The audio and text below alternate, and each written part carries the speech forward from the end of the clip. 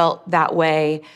I think the first time I felt like, I don't care if people hate this because I love it so much, was when I wrote the song Love Story, when I was 17, sitting in my bedroom, mad at my parents because they wouldn't let me go on a date with a guy who was too old, so I shouldn't have been on a date with him anyway. And this is why you need to discipline your kids, because they might write songs that go number one.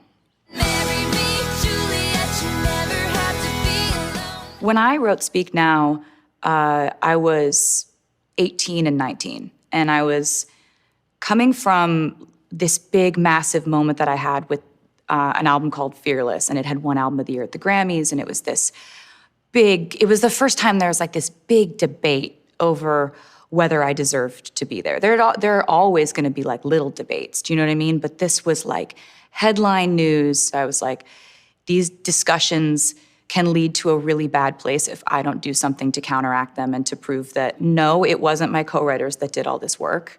And yes, I am the author of this entire body of work that I was very proud of. I'd written so many songs alone, and I love collaboration. I love co-writers, but it's not something that I needed. It's when I started to trust myself as an editor, because a lot of what I'll do in a session, even now, and one of the reasons why Liz Rose and Jack Antonoff became like people that I loved to write with for albums and albums, is because I'll have this stream of consciousness pouring out, and Liz would sit there with a notepad. But when you take that away, I just started, recording everything, right? Recording everything on a voice memo, because there will be times when I'm like kind of in a zone and I'm writing so fast that there's no chance I'm gonna remember what that melody was that I did, 2 minutes ago that I thought was cool for the verse.